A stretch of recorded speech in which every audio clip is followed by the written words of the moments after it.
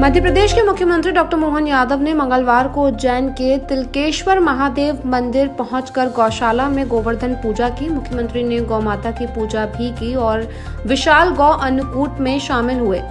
मुख्यमंत्री डॉक्टर मोहन यादव ने कहा कि गौ सेवा और प्रकृति के सम्मान में हर घर गौशाला और हर गांव में गोवर्धन पूजा आज पूरे प्रदेश में की जा रही है। हमारी सनातन संस्कृति हमें प्रकृति से सदैव जुड़े रहना सिखाती है। गौ माता अपने बछड़े के साथ हम सभी का भी ध्यान रखती है। भगवान श्री कृष्ण गोपाल कृष्ण के नाम से भी जाने जाते हैं।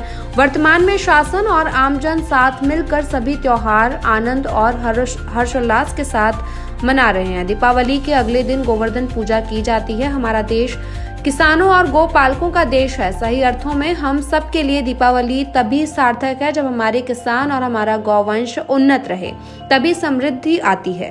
सीएम ने कहा कि गौशालाओं में प्रत्येक गौ माता की सेवा के लिए अनुदान राशि बढ़ाई गई है। जो लोग दुग्ध उत्पादन करना चाहते हैं उन्हें भी शासन की ओर से अनुदान राशि दी जाएगी। हम हर घर गोपाल बनाने का कार्य करेंगे।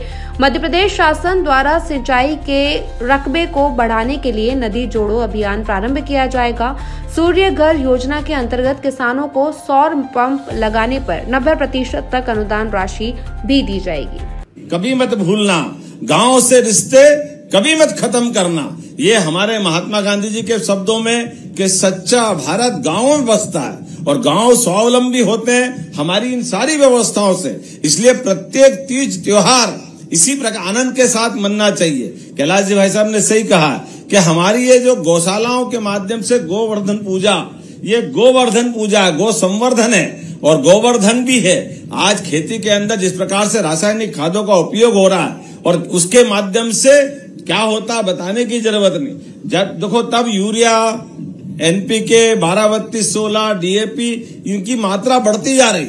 उत्पादन के आधार पर लागत का अगर हिसाब लगाओगे तो वो आपका आंकड़ा बिगड़ता जा रहा है। लेकिन आज के बदलते दौर में मुझे इस बात की प्रसन्नता है, अब प्राकृतिक खेती के आधार पर जो पंजीयन कराएगा उसका अलग से उसको पीएसपी के एमएसपी के साथ उसको अलग से भी राशि दी जाएगी और अपनी जैविक खेती बढ़ाते हुए अपने वंश को भी सुरक्षित करे। चराचर जगत में जो आपके यहाँ से अन्न ले जाए उसकी आप बताने की जरूरत नहीं कि प्राकृतिक खेती का क्या फायदा है। सबके जीवन में बदलाव आने वाला। गौमूत्र से भी चिकित्सा की बात आई है।